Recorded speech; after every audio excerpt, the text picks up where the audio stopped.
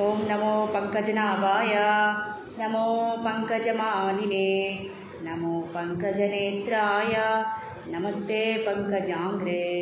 హే కృష్ణ కరుణా సింధో దీనబంధో జగత్పతే గోపేశ గోపికాకాంత రాధాకాంత నమోస్తుతే. తప్త కాంచన గౌరాంగే రాధే వృందావనేశ్వరి వృషభానుసుతే దేవి ప్రణమామి హరిప్రియే. శ్రీ గురుభ్యో నమః. భగవద్గీతకు అందరికీ కూడా యథాతథంగా స్వాగతం. అందరికీ కూడా మనము 2వ అధ్యాయాన్ని మనం చర్చించుకుంటున్నాము. ఇందులో భాగంగా ద్వితీయ అధ్యాయంలో మనము చివరి అంచులో ఉన్నాము, చివరి భాగంలో ఉన్నాము. ఇక్కడ మనకు 54 నుంచి 72 వరకు స్థితప్రజ్ఞుడి యొక్క లక్షణాల గురించి మనం నేర్చుకుంటున్నాం అని భగవంతుడు ఉపదేశిస్తున్నారు. స్థితప్రజ్ఞుడి గురించి మనకు బోధిస్తూ మనకు కూడా ఆ స్థిత ప్రజ్ఞత్వాన్ని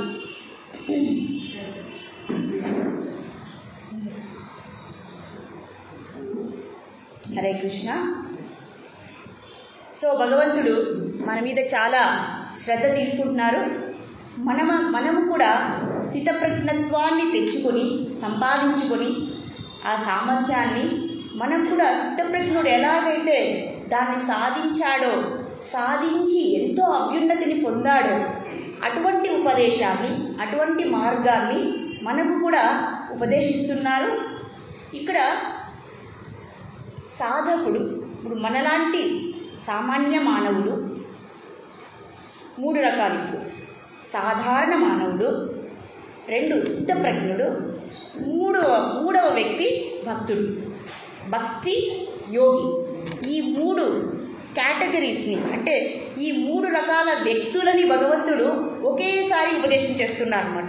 అంటే సామాన్యమైన వ్యక్తి ఎలా ప్రవర్తిస్తాడో, స్థితప్రజ్ఞుడు ఎలా ప్రవర్తిస్తాడో, అలాగే భక్తి చేసే ఆ భక్తి సాధకుడు ఎలా తన యోగత్వాన్ని, యోగిగా ఉండడానికి ఎలా ప్రయత్నిస్తాడు అని 3 ఒకేసారి చెప్పేస్తున్నారు. అందులో భాగంగా మనము పోల్చుకోవచ్చు. ఏ మార్గాన్ని అవలంబిస్తే మనము అత్యున్నతమైనటువంటి ప్రయోజనాన్ని పొందుతాము అని చెప్తున్నారు. ఇప్పుడు స్థితప్రజ్ఞుడి గురించి మనం వింటూ ఉన్నాము. భగవంతుడు ఉపదేశిస్తున్నారు, బోధిస్తున్నారు. సాధారణ మానవుడు ఇంద్రియాలను నిగ్రహించుకోవడం చాలా కష్టము. మరి స్థితప్రజ్ఞుడికి ఇంద్రియ నిగ్రహం అనేది చాలా వరకు సులభతరం అవుతుంది. సాధకుడు ఇంద్రియాలను నిగ్రహించుకోవాలి అని అనుకోడు, ఆ సాధనలో ఉండరు. కానీ స్థితప్రజ్ఞుడు ఇంద్రియాలను నిగ్రహించుకొని ఏది అవసరమో అది మాత్రమే తెలుసుకొని ఆ సాధన మాత్రమే చేస్తూ భగవత్ ప్రాప్తిని, ఆనందాన్ని, తద్వారా వచ్చేటటువంటి సంప్రాప్తించబడే ఆనందాన్ని పొందుతున్నారు. మరి భక్తుడు స్థితప్రజ్ఞుడి కంటే ఎక్కువగా ముందుగా స్థితప్రజ్ఞుడు ఏం చేస్తాడు? మన జ్ఞానేంద్రియాలు 5 ఉన్నాయి కదా, వాటిని నిగ్రహిస్తాడు. కళ్ళు, ముక్కు, చెవి, నాలుక, చర్మం, వీటిని, ఈ జ్ఞానేంద్రియాలను మొదట నిగ్రహిస్తాడు. నిగ్రహించిన తరువాతనే అతను బ్రహ్మప్రాప్తిని లేదా ఆత్మానందాన్ని, పరమానందాన్ని పొందుతాడు. మొదటి నియమం అయితే ఇంద్రియాలను నిగ్రహించాలి, స్థితప్రజ్ఞుడు చేయవలసింది.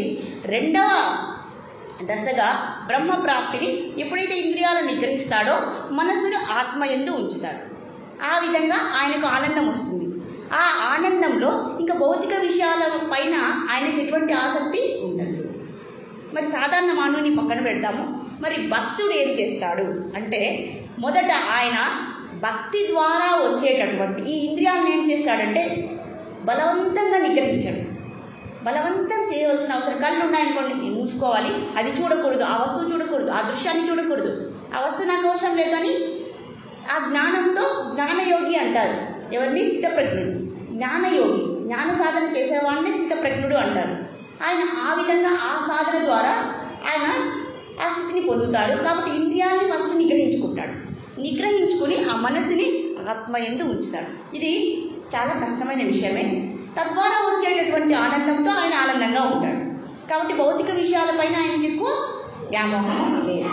మరి భక్తుడు ఏం చేస్తాడంటే ఈ ఇంద్రియాలను ఏవైతే ఉన్నాయో కన్నులని ఎంతసేపు భగవంతుడిని చూడడానికే పెద్దగా ఎక్కువగా ఉపయోగిస్తాడు, చెవులని వినడానికి ఉపయోగిస్తాడు, ముక్కుని భగవంతునికి నివేదించినటువంటి పుష్పాలైనా ఏదైనా సరే వాసన చూడడానికే ఉపయోగిస్తాడు, ఆ నాలుకని భగవంతుని యొక్క నివేదిత ప్రసాదాన్ని స్వీకరిస్తాడు, భగవంతుని గురించే మాట్లాడుతాడు. అలా ఇంకా చర్మము, ఆ వాతావరణం ఎలాంటి వాతావరణంలో భగవంతుడు ఉంటారు అనే దానికి అనుకూలంగా ఈ 5 ఇంద్రియాలని ఎంగేజ్ చేస్తాడు. అంటే 5 ఇంద్రియాలని నిమగ్నం చేస్తాడు అలాంటి కార్యక్రమాల్లో. ఇప్పుడు చూడండి, సినిమా ఉంది, గుడి ఉంది. సినిమా ఈ కన్నులని సినిమా చూడడానికి ఉపయోగిస్తాడా లేదా భగవంతుని యొక్క దర్శనానికి ఉపయోగిస్తాడా అంటే స్థితప్రజ్ఞుడు భగవంతుని దర్శనానికి ఉపయోగిస్తాడు. ఈ విధంగా 5 ఇంద్రియాలని కూడా ఈ భగవంతుని యొక్క కార్యక్రమాలలో నిమగ్నం చేస్తాడు. ఈ విధంగా నిగ్రహించి ఆత్మానందాన్ని పొందుతాడు. సరే, ఎవరు? భక్తుడు. భక్తుడు గురించి, భక్తుడు ఏం చేస్తాడు? కళ్ళతో భగవంతుని చూస్తాడు, వింటాడు. ఇలా ఈ ఇంద్రియాలని భగవంతుని యొక్క కార్యక్రమాల్లో ఉపయోగించి ఆనందాన్ని పొందుతాడు. కాబట్టి బలవంతంగా చేయవలసిన అవసరం. ఈ తేడాన్ని మనం గుర్తుంచుకోవాలి. ఇప్పుడు ఇంతకుముందు చెప్పిన శ్లోకాలలో మనకు మొదట ఇంద్రియాలను చూస్తాము. ఏ వస్తువులైనా ఇంద్రియాలతో ఒక వస్తువుని చూస్తాము. ఆ వస్తువును చూసి నాకు ఆ వస్తువు కావాలి అని ఆసక్తిని పెంచుకుంటాడు. ఆ ఆసక్తి పెరిగిన తర్వాత ఆ ఆసక్తే కోరికగా పరిణమిస్తుంది. ఆ కోరిక తీరకపోతే అది భయంగా మారుతుంది. ఆ భయం అనేది ఎక్కువైతే అది క్రోధంగా మారుతుంది. క్రోధం వచ్చిన తర్వాత సమ్మోహన స్థితికి వెళ్ళిపోతాడు. ఆ సమ్మోహన స్థితిలో అతనికి ఏది యుక్తాయుక్త విచక్షణ పోతుంది, కార్యాకార్య విచక్షణ పోతుంది. అంటే ఏది చేయాలి, ఏది చేయకూడదు, ఏది చేస్తే మేలు, ఏది చేయకపోతే మేలు అనే తెలివిని కోల్పోతాడు. అది సమ్మోహన స్థితి. ఆ సమ్మోహన స్థితి నుంచి స్మృతి విభ్రమ అంటే స్మృతి నాశం చెందుతుంది. అంటే ముందు నేర్చుకున్నటువంటి విషయాలన్నింటినీ కూడా ఆ జ్ఞానాన్ని మర్చిపోయేటటువంటి పరిస్థితి వచ్చేస్తుంది. ఎప్పుడైతే స్మృతి విభ్రమ వస్తే అప్పుడు ఏం జరుగుతుంది? బుద్ధి నాశ. అతనికి ఉండేటువంటి బుద్ధి ఏదైతే ఉందో అది నశించిపోతుంది. అప్పుడు ఎవరు ఎన్ని చెప్పినా కూడా వినేటటువంటి పరిస్థితిలో అతను ఉండడు. అటువంటి యోగ్యతని కోల్పోతాడు. ఎప్పుడైతే ఆ యోగ్యతను కోల్పోతాడో ఆ బుద్ధి అనేది మంచి నిర్ణయం తీసుకోదు. ఎప్పుడైతే బుద్ధి మంచి నిర్ణయం తీసుకోదో అప్పుడు ఏమవుతాడు? వినాశనం చెందుతాడు అని, ఇక్కడ పతనం అయిపోతాడు అని ఈ మార్గం మనకు చెప్పించారు. ఈ క్రమాన్ని మనకు భగవంతుడు చెప్పించారు. అవునా కదండి? ఈ క్రమాన్ని చెప్పించారు. మరి దీనికి ఒక పరిష్కారాన్ని కూడా చెప్పించారు. దాన్నే యోగము అంటారు. దీని నుంచి మేము ఎలా బయటపడాలి అంటే దానికి ఒక సాధనని, ఒక యోగాన్ని భగవంతుడు మనకు చెప్పించారు. మరి ఎప్పుడైతే విషయాలను, అనవసరమైన విషయాలు, ఇక్కడ మనం మాట్లాడుకునేది మనకు అవసరానికి ఎంత కావాలో అంత తీసుకోవాలి. మనకు అవసరానికి మించినటువంటి వస్తువు, మనిషి ఏది అయినా కూడా ఎలా తీసుకోవాలి? ఎక్కువగా తీసుకోకూడదు. విషయ ధ్యానం అనేది ఎక్కువ చేయకూడదు. కాబట్టి ఈ క్రమంలో భగవంతుడు ఏం చెప్తున్నారు? ఎప్పుడైతే మీరు అనవసరమైన విషయాల గురించి ఆలోచిస్తారో అక్కడే ఆపేయాలి. ఎప్పుడైతే విషయ చింతన ఎక్కువ చేస్తారో అప్పుడే ఆపేయండి. లేదా ఆసక్తి వరకు వచ్చేసింది అనుకోండి, చూసి చూసి చూసి ఆ వస్తువుని ఎక్కువ ఆసక్తి వచ్చేస్తుంది కదా మనకు, ఆ రెండవ దశలో అయినా మీరు ఆపండి, అక్కడికి కట్ చేయండి. అప్పుడు ఆ అనవసరమైన విషయము మనకు దుఃఖాన్ని కలుగ చేయదు అని మనం ఎన్నో ఉదాహరణలు చెప్పుకున్నాం కదండి. దుర్యోధను గురించి చెప్పాము, శకుని గురించి చెప్పుకున్నాము, అంబ గురించి చెప్పుకున్నాం. వాళ్ళ అందరి పరిస్థితుల్లో మనకు జరిగిందేమి? అనవసరమైనటువంటి విషయాన్ని, చిన్న విషయాన్ని పెద్దది చేసుకొని వాళ్ళు ఏమయ్యారు? పతనం చెందారు. కాబట్టి దీనివల్ల మనం అర్థం చేసుకోవాల్సింది ఏమిటి? మనకు కూడా అలాంటి పరిస్థితులే సంప్రాప్తిస్తాయి. కాబట్టి అలాంటి పరిస్థితుల్లో మనం ఎలా ప్రవర్తించాలి? కాబట్టి ఈ మార్గాన్ని, ఇప్పుడు చెప్పినటువంటి దశలన్నింటినీ కూడా మనము తెలుసుకుంటే, గుర్తు పెట్టుకుంటే, మనం జాగ్రత్త తీసుకుంటే ఆ ప్రమాదాల నుంచి మనము బయటపడతాము అని ఇక్కడ చెప్తున్నారు. మరి దుర్యోధను యొక్క దృష్టాంతం మనం తీసుకున్నాం. అతను అందరికంటే కూడా పూర్తిగా పతనమైపోయాడు. దుర్యోధన చూసాం కదండి. ఎందుకు? చిన్నప్పటి నుంచి కూడా ఆయనకు రాజ్యాకాంక్ష ఉంది. నాకే కావాలి, ఎవరికి వద్దు. ఆ పక్కన వాళ్ళ రాజ్యాన్ని తీసుకొని నాకు కావాలి కావాలి కావాలని ఆలోచించి విషధ్యానం చేసి ధ్యాయతో విషయాన్ని పుంసా, అది ఆలోచించి ఆలోచించి ఆలోచించి ఆ విషయ చింతన కాస్త ఆసక్తిగా మారిపోయింది. ఆ ఆసక్తి విపరీతమైన కోరిక, నాకే కావాలి ఈ రాజ్యము, ఈ హస్తినాపుర రాజ్యం, నేనే చక్రవర్తిని అవ్వాలనేటువంటి కోరికకు వెళ్ళిపోయింది. ఆ కోరిక సమంజసము కాదు. మన ఇంట్లో కూడా జరుగుతుంటాయి కదండి ఆస్తుల పంపకాలు. ఇలా నాకే ఎక్కువ కావాలి, ఇలా మన సందర్భాన్ని మనం ఉదాహరణ తీసుకోవాలి. అవునా కదా? నాకే ఎక్కువ కావాలి, నా తమ్ముడికి తక్కువ కావాలి, నేనే లాభపడాలి, నా తమ్ముడు ఏమైనా పర్వాలేదు. ఇలాంటి సందర్భాలలో ఈ క్రమాన్ని మనం అన్వయించాలి.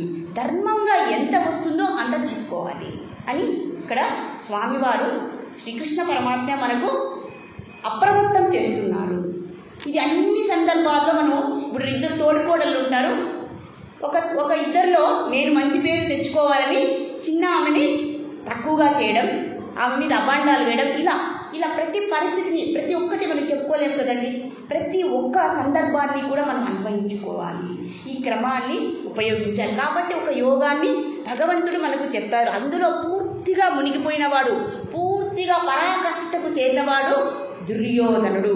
ఆ దుర్యోధను గురించి ఇంత చెప్పిన తర్వాత ఏమంటున్నారంటే, అయ్యా నీవు ఆసక్తి ఎక్కువైపోయింది, కోరిక ఎక్కువైపోయింది, సమ్మోహనం వచ్చేసింది, సమ్మోహం కాస్త క్రోధంగా మారిపోయింది, ఆ క్రోధం కాస్త స్మృతి విభ్రమ అయిపోయింది. దుర్యోధనుడు నిశ్చయించుకునేశాడు, నాకే కావాలి అని కూర్చున్నాడు. అప్పుడు పెద్దలందరూ వచ్చి, అయ్యా నీ స్మృతి పని చేయడం లేదు, నువ్వు మేము చెప్పినటువంటి విషయాలని కాస్త విను, లేదా ఆయన నేర్చుకున్న విషయాలని కూడా మర్చిపోయాడు.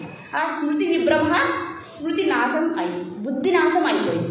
ఆ బుద్ధి నాశం అప్పుడు కూడా అందరూ వచ్చి చెప్పారు సలహా, కానీ వినే యోగ్యతను కూడా కోల్పోయారు. మరి దుర్యోధనుడు చెప్పేటటువంటి డైలాగ్ ఏంటో తెలుసా? ఆ డైలాగ్ ఇప్పుడు మనం చెప్పుకుంటున్నాము. దుర్యోధనుడు ఎక్కువగా పాటించేటటువంటి యోగ సాధన ఏదంటే ఆ సూత్రము ఇదే. అది ఏదని చెప్తున్నారంటే, జానామి ధర్మం నచమే ప్రవృత్తి, జాన్యామ్య ధర్మం నచమే నివృత్తి, కేనాపి దైవేన హృది స్థితేన యదా నియోక్తస్మి తదా కరోమి. ఇక్కడ చెప్తున్నారండి ఒక్కొక్క వాక్యం. ఈ శ్లోకాన్ని మనం అర్థం చేసుకుంటే దుర్యోధన యొక్క మొత్తం మనసుని మనము అర్థం చేసుకోవచ్చు. దుర్యోధన మనసుని మనం ఎందుకు అర్థం చేసుకోవాలి? అలా మనం ఉండకూడదు కాబట్టి.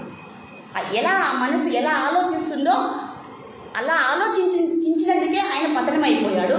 కాబట్టి అలాంటి మార్గాన్ని మనము ఎంచుకోకూడదు. అలాంటి ఆలోచన మనలో వస్తే ఏం చేయాలి? దాన్ని త్రుంచివేయాలి అని చెప్తున్నారు. జానామి ధర్మం నచమే ప్రవృత్తి. ఆయన అంటున్నాడంట, అయ్యా నాకు ధర్మం అంటే ఏంటో తెలుసు, కానీ నాకు ఆ ధర్మం మీద నాకు ప్రవృత్తి కలగడం లేదు. నాకు ఆ ధర్మం మీద ప్రవృత్తి కలగడం లేదు అంటే నాకు ఆ ధర్మాన్ని పాటించడానికి నాకు ఆ ఇష్టం అవ్వడం లేదు. ధర్మ మార్గం నాకు తెలుసు, బాగా తెలుసు ధర్మం. దుర్యోధన ఎంతవాడు చదువుకోండి, ద్రోణాచార్యులు వారు బోధించినటువంటి ధర్మమా? అయినా కూడా నాకు ధర్మం పాటించడం, మంచిగా పోవడము నాకు అది ఎక్కడం లేదు అని చెప్తాడు. ఎవరైనా మనలాంటి వాళ్ళు అడిగితే ఏం చెప్తాడు? అలా జానామి ధర్మం నచమే ప్రవృత్తి, జానామ్య ధర్మం నచమే నివృత్తి. ఇంకోటి ఏమంటున్నాడు? అధర్మం గురించి కూడా నాకు బాగా తెలుసు, కానీ ఆ అధర్మ మార్గం నుంచి బయటపడాలనే కోరిక నాకు లేదు. చూడండి ఎంత బాగా చెప్తున్నారు. పెద్దవాళ్ళు వచ్చి తన దగ్గరికి వెళ్ళి, అయ్యా ఇలా చేయొద్దు అంటే, నాకు అలా అనిపిస్తుందండి, ఈ ధర్మం తెలుసు కానీ నాకు ఎందుకు అలాంటి ప్రవృత్తి కలగడం లేదు. మరి అధర్మం తెలుసు, ఆ అధర్మం నుంచి బయటపడదామనే కోరిక నాకు లేదు అని చెప్పేస్తున్నారు. మరి ఇంకా ఏం చెప్తున్నారు ఆయన? మరి ఎందుకలా అంటే ఆయన ఏం చెప్తున్నారు? కేనాపి దైవేన హృది స్థితేనా. ఎంత బాగా చెప్తున్నారు చూడండి ఈ మాట. నా మనసులో పరమాత్మ ఉన్నాడు, ఆయన ఏం చెప్తే నేను అది చేసుకుంటూ పోతాను. మనసులో పరమాత్మ చెప్పిస్తున్నాడంటే ఆయనకి ఏమని? అయ్యా నువ్వు ధర్మం వైపు వెళ్ళొద్దు, నువ్వు అధర్మం వైపు వెళ్ళిపో అని పరమాత్మ చెప్తున్నాడని ఎవరు చెప్తున్నారు? Very good, very good. చూడండి ఎంత బాగా అంటే ఏమి? ఆయన చేసే పనులకు కారణం ఎవరు? లోపల భగవంతుడు. ఎంత బాగా నెట్టివేసుకున్నాడు చూడండి. ఇలాంటి మనసు మనకు కూడా ఉందా? తప్పు చేస్తే పక్కన వాళ్ళు, మంచి చేస్తే అవునా కదండి? ఏదైనా సాధిస్తే మనము, తప్పు జరిగిందంటే మన తప్పు చేస్తే మనము ఒప్పుకోము.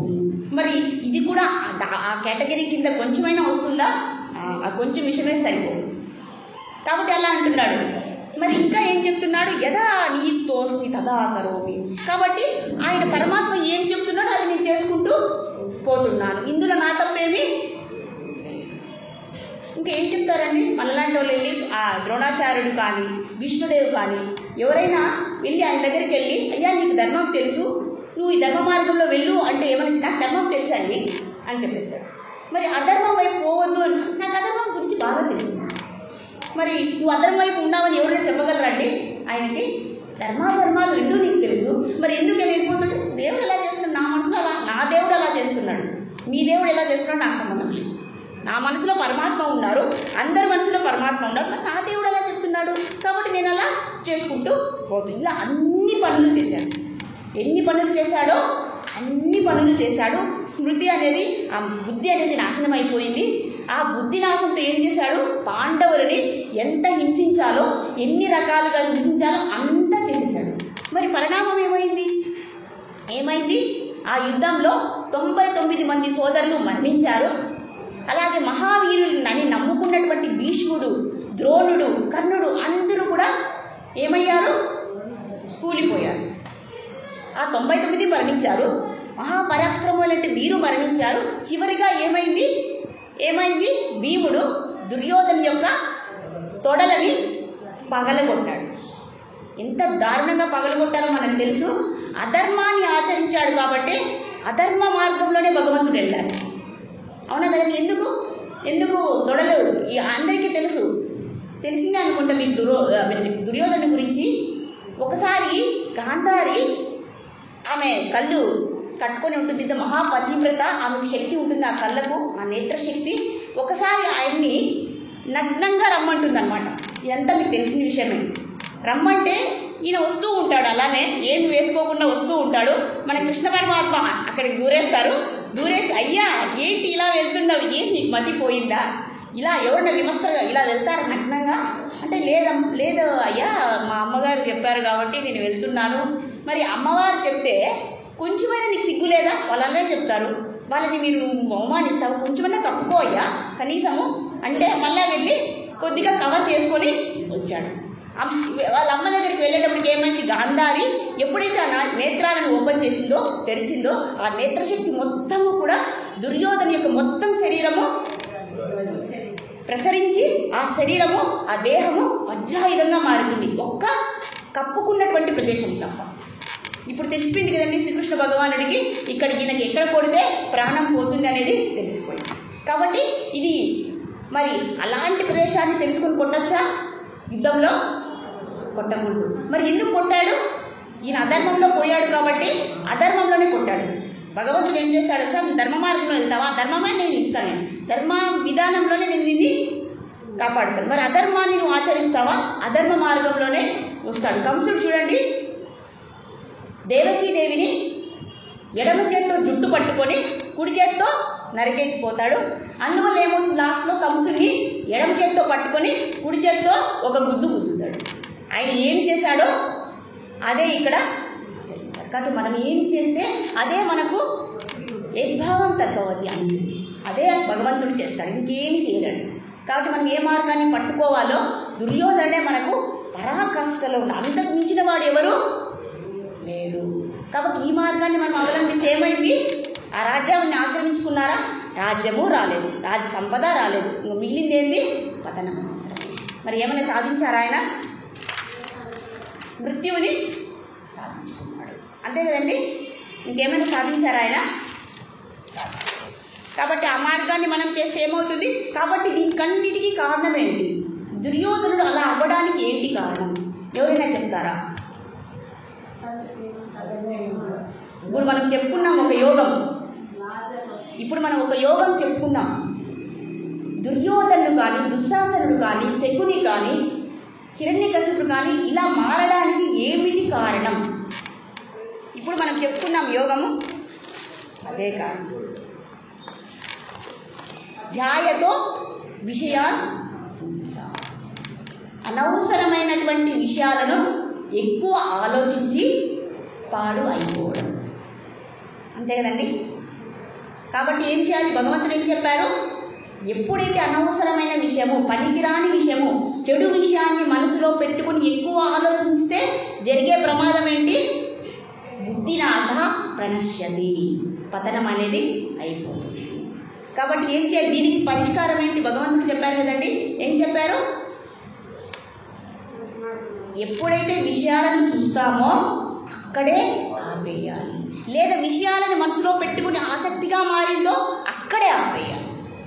కాబట్టి విషయ ధ్యాస తగ్గించుకోవాలి, విషయాలను చూడటము అంటే ఏ విషయాలు? మంచి విషయాలను చూడాలి, చెడు విషయాలని ఎక్కడ మొదలుపెట్టామో, ఎక్కడ అనిపించిందో అక్కడే నరికివేయాలి, అక్కడే తగ్గించుకోవాలి అనేటువంటి ఒక పెద్ద గొప్ప యోగాన్ని భగవంతుడు మనకు ప్రసాదించారు. ఇంతకు మించినటువంటి మార్గము ఎక్కడా కూడా మనకు చరిత్రలో ఎటువంటి గ్రంథంలో కూడా ఇవ్వబడలేదు.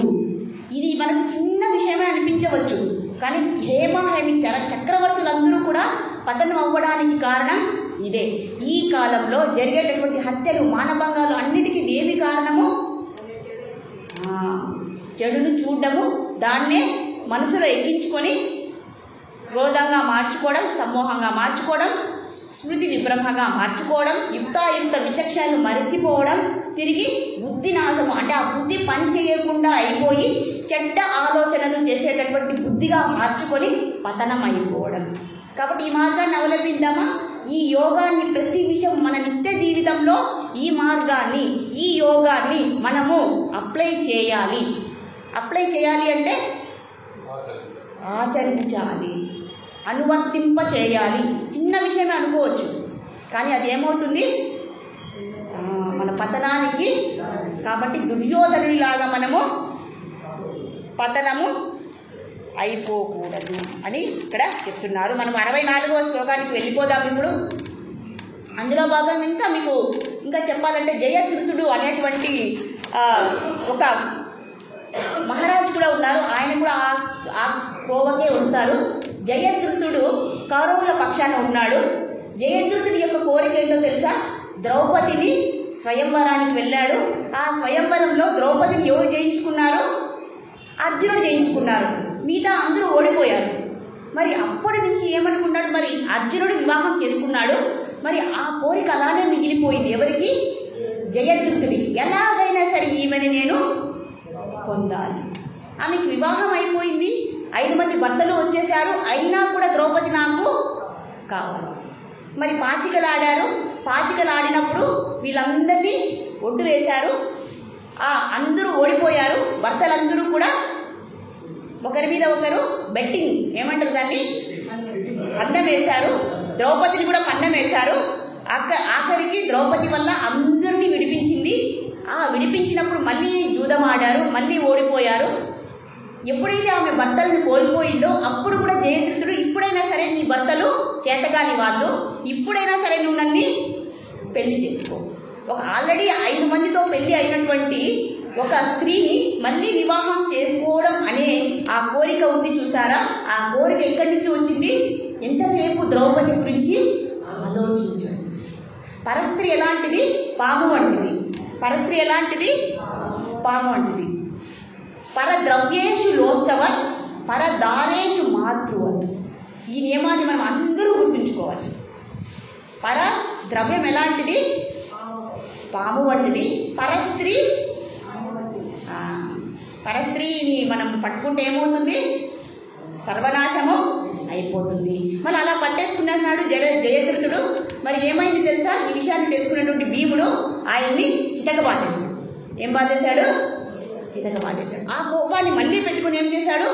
ఈ యుద్ధ సంగ్రామంలో కౌరవుల పక్షంలో నిలిచాడు జయద్రథుడు. ఆ జయద్రథుడు ఏం చేశాడు? ఈ కోపంలో ఈ భీముడి దగ్గర దెబ్బలు తిని పరమేశ్వరుని మెప్పించి ఒక వరాన్ని పొందాడు. ఏంటి? నన్ను చంపినవాడు, నా తలను కొట్టినవాడు కూడా, వాడి తల కూడా కింద పడిపోతుంది. మరి అర్జునుడు చంపాలనుకుంటాడు, సూర్యాస్తమయం అయిపోతుంది, ఇంకా జయద్రథుడు ఎగురుతాడు, ఇక నువ్వు నన్ను చంపలేవు, కాబట్టి నువ్వు అగ్ని ప్రవేశము చెయ్యి. అర్జునుడికి ఒక వీక్నెస్ ఉందండి, నేను ఇతన్ని ఈరోజు సంహరిస్తాను, లేదంటే నేను అగ్ని ప్రవేశము చేసేస్తాను అనే ప్రమాణం చేసేసాడు.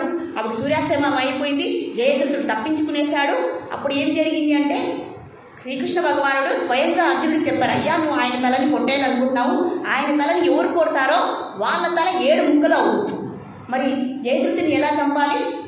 అవునా కదండి, అలాంటి వరాన్ని పొందాడు. చూడండి, ఇంకా నా బుద్ధి వచ్చిందండి, భీముడి దగ్గర అన్ని దెబ్బలు తిని, ఇదంతా ఎవరి కోసము? ద్రౌపది కోసం. ద్రౌపది ఆల్రెడీ భర్తలు ఉన్నారు కదండి, మరి వివాహమైనటువంటి స్త్రీతో మనకేం సంబంధం అనే విచక్షణ మనకు లేదా? ఆ యుక్తాయుక్త విచక్షణలు మనకు లేవా? మరి అదే కదా ఇంత దారి తీసింది. 5 మంది భర్తలతో తర్వాత ఇంకో భర్త వస్తారు ఆమెకు, ఆమె పరిణయం ఆడుతుందా? మరి ఆమె పతివ్రత ఎలా అవుతుంది అనేటువంటి పెద్ద ప్రశ్న కౌరవులది. అవునా కదండి, అది మళ్ళీ ఎప్పుడైనా మనం చెప్పుకున్నాము. సో అలా జయద్రథుడు ఇంకా తప్పించుకునేశాడు. కృష్ణ పరమాత్మ వెంటనే సూర్యుడిని మళ్ళీ తిరిగి తెప్పించేశాడు. ఇంకా వెంటనే అర్జునుడికి చెప్పేశాడు, అయ్యా నీవు కొట్టాలంటే ఏం చేయాలి? అతని తండ్రి అయినటువంటి విదక్షత్ర ఆయన తపస్సు చేసుకుంటూ ఉంటాడు. నువ్వు ఎప్పుడైతే ఆయన తలను కొట్టావో ఆ తల ఎగిరి ఎవరి ఒళ్ళో పడాలి? వాళ్ళ నాన్న యొక్క తలలో, వాళ్ళ నాన్న యొక్క ఒళ్ళో పడాలి. ఎప్పుడైతే కొట్టాడో వాళ్ళ నాన్న యొక్క ఒళ్ళో పడిందో ఆయన వెంటనే ఏం చేశాడు? తపస్సులో ధ్యానంలో ఉన్నారు. వెంటనే ఆయన యొక్క తలని శిరస్సును చూసేటప్పటికి ఇలా చేత్తో ఇలా నెట్టేశాడు. వెంటనే ఆ తల నేల మీద పడింది. పడ్డ వెంటనే ఇతని తల కూడా 7 ఒక్కలు 7 ముక్కలు. కాబట్టి ఇప్పుడు ఏమయ్యాడండి జయద్రథుడు? ఇదంతా దేనికోసం అయింది? ఒక ఆడ ఆ కోరిక కోసం. కాబట్టి ఇది మంచి కోరిక. కాబట్టి ఇలాంటి విషయాల్లో మనము చాలా జాగ్రత్త వహించాలి అని ఇక్కడ చెప్తూ ఉన్నారు. అలాగే మనము ఇప్పుడు 64వ శ్లోకంలోనికి వెళ్ళిపోదాం. ఇది చాలా చాలా ముఖ్యమండి. ఒక్కొక్క దానికి ఒక యోగం చెప్పిస్తున్నారు. మీరు సింపుల్గా తీసుకోకండి. ఇది ఇంతవరకు మనం చెప్పుకునేది ఒక యోగం మాత్రమే. ఆ యోగమే మనల్ని ఉద్ధరిస్తుంది, మనల్ని ఈ ప్రమాదాల నుంచి కాపాడుతుంది. కాబట్టి ఈ సూత్రాన్ని మనము మనసులో నిత్యము పెట్టుకొని మన పరిస్థితిలో మనము ఈ సూత్రాన్ని ఏం చేయాలి? ఆచరించాలి. యోగం అంటే ఇప్పుడు అర్థమైంది కదండి, ఏ సూత్రమో మనకు అర్థమైంది కదా. అనవసరమైన విషయాలను ధ్యానం చేసుకోవాలి. మరి 64వ శ్లోకం ఏం చెప్తుంది అంటే, రాగద్వేష వియుక్తైస్తు విషయానింద్రియైశ్చరన్ ఆత్మవశ్చై విధేయాత్మ ప్రసాదమధిగచ్చతి. నాకు కొద్దిగా కనపడడం లేదు, సైట్ వచ్చేస్తుంది. సో ఇక్కడ మనకు ఇంకొక మంచి యోగం చెప్తున్నారండి. రాగద్వేష వియుక్తైస్తు అని చెప్పారు. ఇది కూడా మంచి యోగము. ఇది కూడా మనకు నిత్య జీవితంలో చాలా చాలా ముఖ్యమైనది. ఇప్పుడు చెప్పినవన్నీ కూడా మంచి మంచి సూత్రాలు. మనం తప్పకుండా వీటిని పాటించి తీరాలి. ఇప్పుడు మనకు ఏ సందర్భంలో అయినా సరే కష్టాలు వస్తాయి. ఆ కష్టాల్లో మన మనసు ఏమవుతుంది? పరి విధాలుగా వెళ్ళిపోతుంది. బాధ వచ్చినప్పుడు మన మనసు 10 విధాలుగా వెళ్ళిపోయి ఎక్కువ ఆలోచించి ఏమవుతుంది? దుఃఖం అనేది వచ్చేస్తుంది. మరి ఇటువంటి ఎక్కువ కోపం వచ్చిందనుకోండి, ఏమవుతుంది మన పరిస్థితి? ఎక్కువ భయం వచ్చింది, ఎక్కువ అసూయ వచ్చింది, ఎక్కువ ద్వేషం వచ్చింది. అప్పుడు ఏం చేయాలి? ఇలాంటి పరిస్థితి మనకి ఇవన్నీ కూడా పరిచయమే కదండి. మనకు ఎప్పుడైనా కోపం వస్తుంది, అతి కోపం వస్తుంది ఒక మనిషి మీద. అప్పుడు ఆ మానసిక స్థితిని మనం ఎలా తట్టుకోవాలి? ఒకరి మీద ద్వేషం వస్తుంది, అప్పుడు ఏం చేయాలి? ఒకరి మీద అసూయ వస్తుంది, అప్పుడు ఏం చేయాలి? తప్పకుండా ఈ సూత్రాన్ని, ఈ యోగాన్ని మనం పాటించి చూస్తే అద్భుతమైనటువంటి ఫలితము మనకు సంప్రాప్తిస్తుంది అని ఇక్కడ చెప్తున్నారు. ఇప్పుడు ఒక మనిషిని చూసామనుకోండి, ఒక మనిషిని చూడగానే మనకేమనిపిస్తుంది? ఒక మనిషిని చూస్తే ప్రేమ అనిపిస్తుంది, ఇంకొక మనిషిని చూస్తే ఏమనిపిస్తుంది? ఇంకొక మనిషిని చూస్తే ఏమనిపిస్తుంది? కోపం, అసూయ, ద్వేషం, కోరిక, మోహం ఇవన్నీ అనిపిస్తాయి మనకు. అంటే వ్యక్తే కాదు, వస్తువు కూడా. అంటే మనకు ముఖ్యంగా అనిపించేది రెండే, ఇష్టము అయిష్టము, నచ్చుతుంది నచ్చదు. ఒకరిని చూస్తానే మనకు కోపం వస్తుందా? వస్తుందా లేదా? ఒకరిని చూస్తే కోపం వస్తుంది, ఇంకొకరిని చూస్తే ఏమనిపిస్తుంది? ఇష్టం అనిపిస్తుంది. ఒకరిని చూస్తే ఇష్టం అనిపిస్తుంది, ఇంకొకరిని చూస్తే ఏమనిపిస్తుంది? ద్వేషం అనిపిస్తుంది. దాన్ని ఏమంటారు? రాగ ద్వేష. రాగము అంటే ఇష్టము ప్రేమ, ద్వేషము అంటే కోపం. ఈ రెండే అండి, ఈ రెండే ముఖ్యం. ఏ మనిషినైనా వస్తువునైనా విషయాన్నైనా మనం చూడగానే ఈ రెండు మనకు అనిపిస్తాయా లేదా? అనిపిస్తాయి. ఒకటి ప్రియమైనది, ఇంకొకటి అప్రియమైనది. మరి ఒక మనిషిని చూడగానే కోపం వచ్చేసింది అనుకోండి, దాని అర్థం ఏంటి?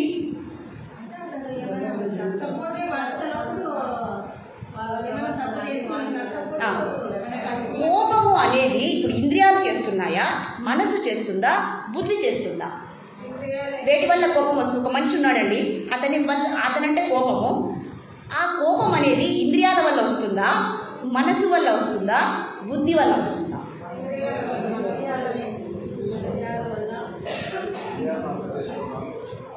ఆ భావము ద్వేషమైన రాగమైన అనేది భావమా కాదా?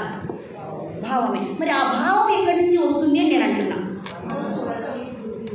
మనసు వల్ల. ఓకే, ఇంకా బుద్ధి కూడా. Very good. ఇంద్రియాలు ఏం లేదండి, చూస్తాయి అంతే, వింటాయి అంతే, ఏ భావం వాటికి లేవు. కానీ అనిపించేది వేటికి? మనసుకి, బుద్ధికి. ఇది గుర్తుపెట్టుకున్నామా మనము? ఇది గుర్తుపెట్టుకుంటున్నాం. అంటే ఇప్పుడు ఆ మనిషి మీద రాగమా ద్వేషమా అనేది ఒక భావము. ఆ భావం వల్ల మనకు అనిపిస్తున్నాయి. ఇప్పుడు అతను ఉన్నాడు, అతని గురించి నాకేమీ తెలియదు అనుకోండి, మరి ఏ భావం వస్తుంది? రాగము రాదు, ద్వేషము రాదు. అంటే ఇక్కడ చెప్పడము, ఒక మనిషిని చూడగానే మనకు రాగము అనిపించకూడదు, ద్వేషము అనిపించకూడదు. ఎందుకు అనిపిస్తుందంటే ఆ భావనతోనే మనకు అనిపిస్తుంది. మనసు బుద్ధి వల్ల ఉండే జ్ఞానం వల్లే మనకు అది ఆ సందర్భం, ఆ పరిస్థితి, ఆ భావం అనేది మనకు అనిపిస్తుంది. అవునా కదండి? మరి ఈ రెండూ కూడా చెడు అని చెప్తున్నారు. ఒక మనిషిని మనిషిగా చూడాలి. ఇప్పుడు చూడండి, మనిషి ఉన్నాడు, ఆ మనిషిని మనం ఎలా చూడాలి? అతను మంచివాడు, ఇష్టమైన వాడు, చెడువాడు. అయిపోయిందా? ఆ రెండింటినీ తీసుకోకూడదు అంటున్నారు. ఆయన యథార్థమైనటువంటి స్థితి ఏంటి ఇప్పుడు చెప్పాలి. ఎవరు చెప్తారో చూద్దాం. Very good, excellent, excellent. అవునా కదండి? కానీ ఒక వ్యక్తికి ఏమనిపిస్తుంది? అతన్ని చూస్తానే అతను మంచివాడు కాదు. ఆయనకు లోపల ఆ జ్ఞానం ఉంది, అతని గురించి బాగా తెలుసు, కాబట్టి లోపల ఏమనిపిస్తుంది? అతను మంచివాడు కాదు. మరి ఇంకొక అతను ఉంటాడు, అతన్ని చూస్తేనే ఇతను మంచివాడు అని చెప్పేస్తాం. మరి వేరే అతనికి ఏమనిపిస్తుంది? మంచి అనిపించదు, చెడు అనిపించదు. కాబట్టి మనం ఏం చేయాలి? ఒక వస్తువుని ఎలా ఉందో అలానే చూడాలి. ఒక వస్తువుని ఎలా చూడాలి? ఎలా ఉందో. ఒక రోజా పువ్వు ఉంటుంది, దానికి ముళ్ళు కూడా ఉంటుంది. రోజాని చూస్తేనే ఏమనిపిస్తుంది మనకు? బాగుంది, కానీ ముళ్ళు కూడా. మరి దాన్ని వదిలేస్తామా? కాబట్టి అలాంటి భావం తీసుకురాకూడదు. ఒక వస్తువునైనా విషయాన్నైనా చూడగానే ఈ రెండు భావాలు మనకు కలగకూడదు అంటున్నారు. ఎందుకంటున్నారు? ఎందుకంటే ఈ రాగద్వేషాల వల్లే మనకు బాధలు, సుఖదుఖాలు అనేటివి ఏర్పడుతున్నవి. ఈ సుఖదుఖాల వల్ల మనకు కష్టం అనేది ఏర్పడుతుంది. దీనివల్ల కష్టం ఎప్పుడైతే ఏర్పడుతుందో మనకు సంతోషం అనేది ఉండదు, శాంతి అనేది ఉండదు, ఆనందం అనేది ఉండదు. మీ డౌట్స్ ఉంటే ఇప్పుడు అడగచ్చు అని ఇక్కడ చెప్తున్నారు. కాబట్టి రాగద్వేష వియుక్తై. కాబట్టి ఏ వస్తువునైనా మనిషినైనా చూడగానే వాళ్ళని యథాతథంగా ఎలా ఉందో అలానే చూడాలి, కానీ భావంతో చూడకూడదు. అది మంచిదైతే పర్వాలా, మరి చెడు భావం అయితే చెడుగా చూస్తే చూడకూడదు కదా, అందుకు చెప్తున్నారు. కాబట్టి ఆ భావనని ఇప్పుడు ఇంద్రియ మా కళ్ళు అనేది చూస్తుంది, వెంటనే నాలో ఏమనిపిస్తుంది? ఇతను మంచివాడు కాదు, అయిపోయి.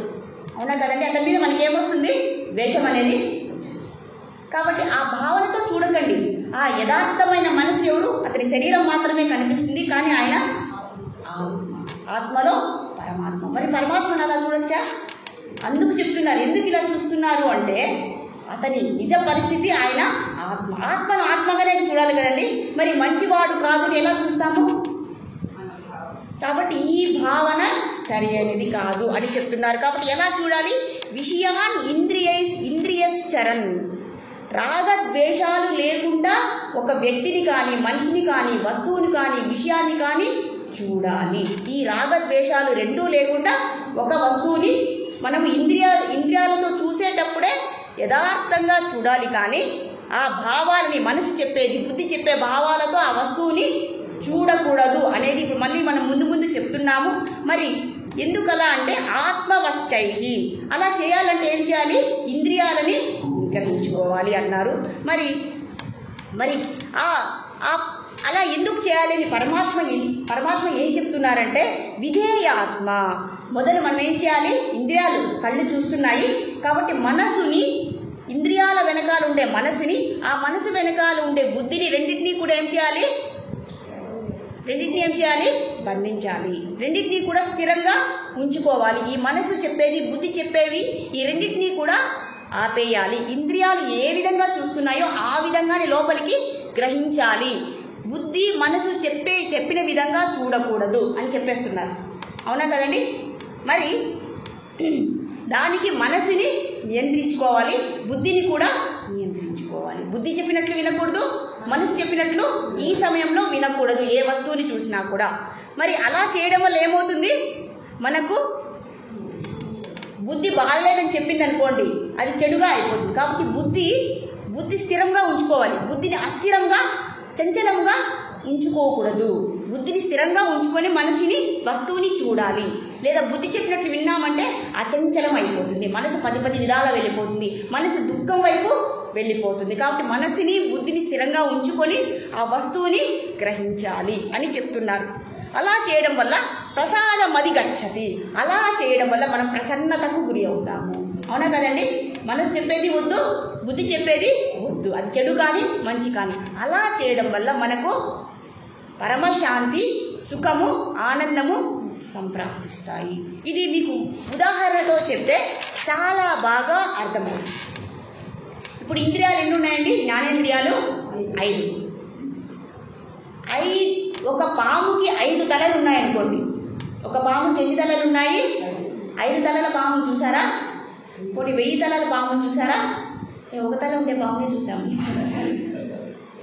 కానీ ఇక్కడ 5 తలలు కలిగిన పాము ఎవరు అంటే, మరి నేను చెప్పను, ఆ విషయం మనమే అర్థం చేసుకోవాలి.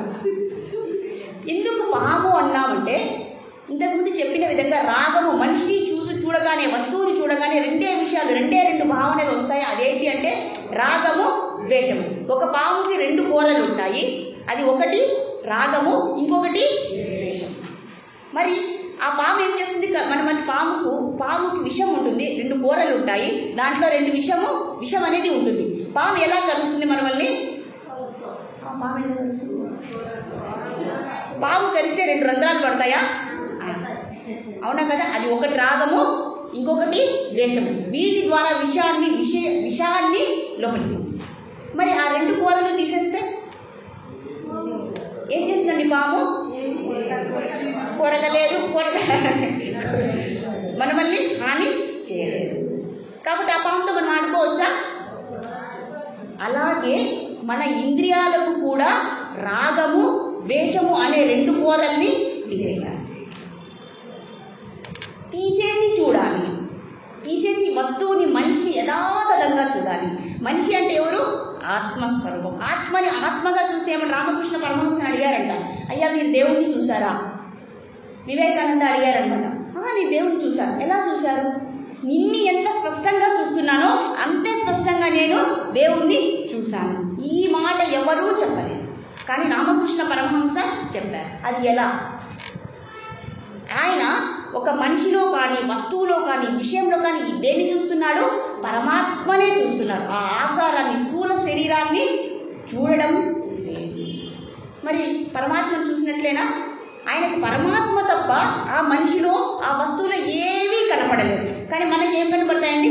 ఎంత బాగున్నాడు, ఎంత మంచి డ్రెస్ వేసుకున్నాడు, ఎంత బాగా చదువుకున్నాడు, ఎంత బాగా మాట్లాడుతున్నాడు, లేదా ఎంత బాగా మాట్లాడడం లేదు, వీడు చెడ్డోడు అని అనుకుంటాం. మనం ఏం చూస్తున్నామండి? మనం ఏం చూస్తున్నాం? మనకే తెలుసు మనం ఏం చేస్తున్నాం. మనం ఏం చూస్తున్నామో 3 రకాల వ్యక్తిత్వాలు ఉంటాయి. ఒకటి బాహ్య దృష్టి, మనోదృష్టి, అంతర్దృష్టి. బాహ్య ఆకారాన్ని చూడగానే ఒక మనిషిని బాహ్యంగా చూశాడు, అబ్బా చాలా బాగున్నాడు, తెల్లగా ఉన్నాడు, అందంగా ఉన్నాడు అని మనకు కనపడింది అనుకోండి, దాన్ని ఏమంటారు? బాహ్య దృష్టి అంటాడు. వాళ్ళని ఏమంటారో తెలుసా? అధముడు అంటారు. శాస్త్రపడి నేను చెప్పట్లేదు.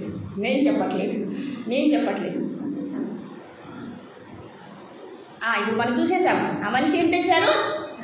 అగ్గిపళ్ళు తెచ్చేశారు. అవునా కదండి? మనం ఏం చూస్తున్నాం ఇప్పుడు?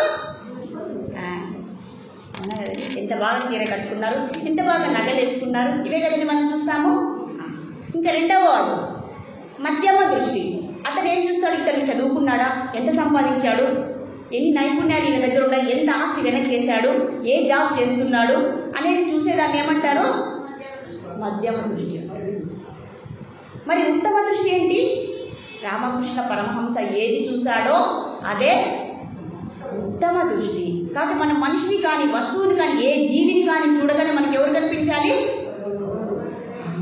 మరి కనపడిస్తున్నారా? చూసే వాళ్ళం కాదు, మనకు కనిపిస్తున్నారా? వీర సైనికుడి గురించి మనకెందుకు? మన గురించి మనకు కావాలి ఇప్పుడు. అంతే కదండి. ఇప్పుడు ఇవన్నీ ఎందుకు చదువుకుంటున్నాం? మనము మన గురించి మనం నేర్చుకోవాలి.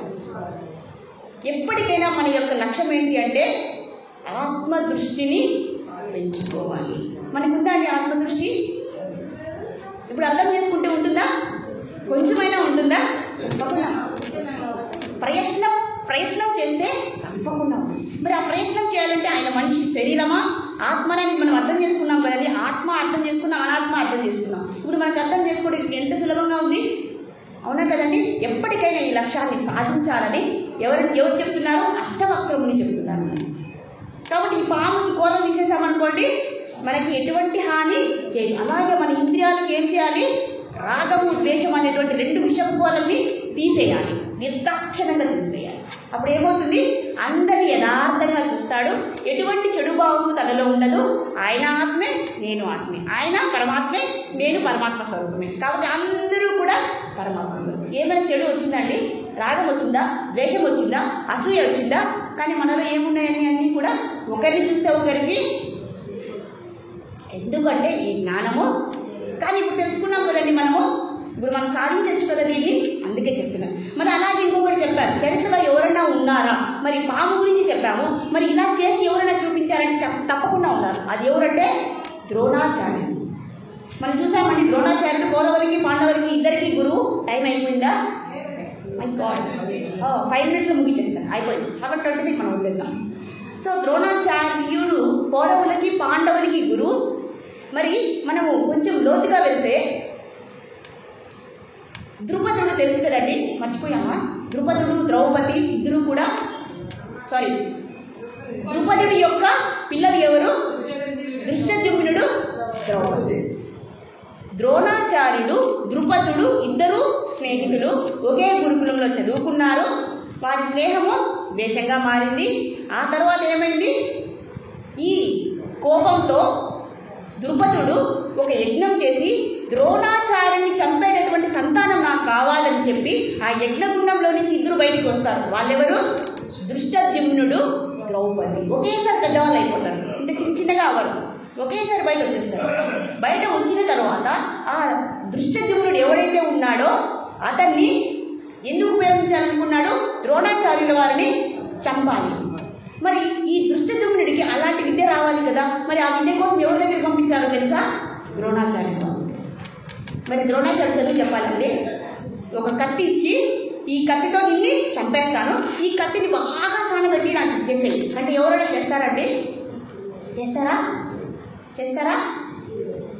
చెయ్యరు, తప్పకుండా చేయరు. కానీ ఎవరు చేశారు?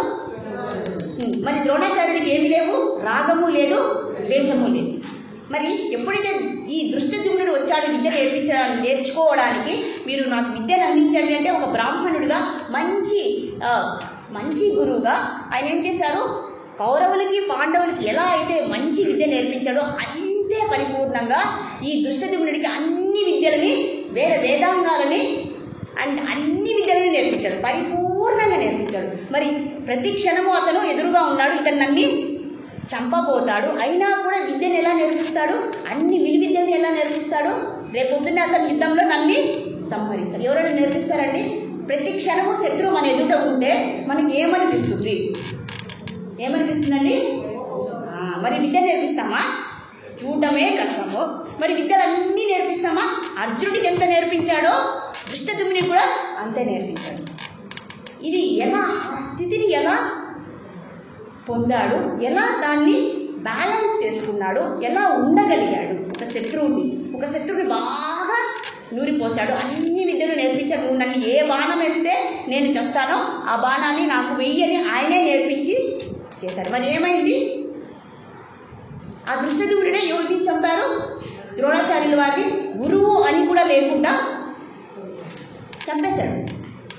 మరి అంత విద్యను ఎలా నేర్పించగలిగారు అంటే ఆయనకి ఎటువంటి రాగము కానీ ఎటువంటి ద్వేషం కానీ లేదు.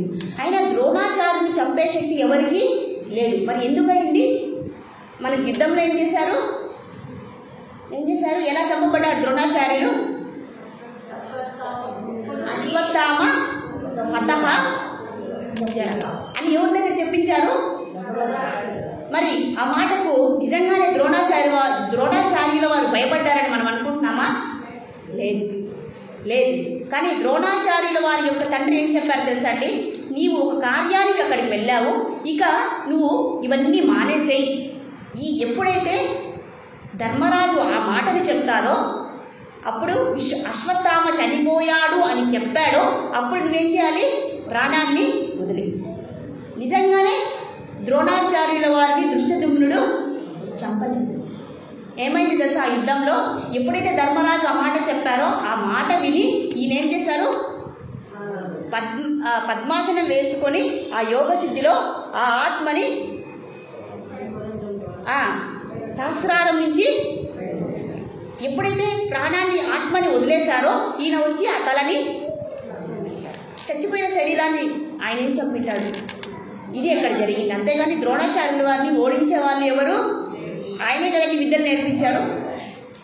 కాబట్టి ద్రోణాచార్యుల వారు అలా అంత గొప్ప స్థితిలో ఉండడానికి కారణం ఏంటి అంటే రాగము ద్వేషము అతనికి. అలాంటి యోగ సిద్ధిని సంపాదించుకున్నటువంటి ద్రోణాచార్యుల వారు ఎంత గొప్పవారు చెప్పండి. ఎంత గొప్ప మనసు చూడండి.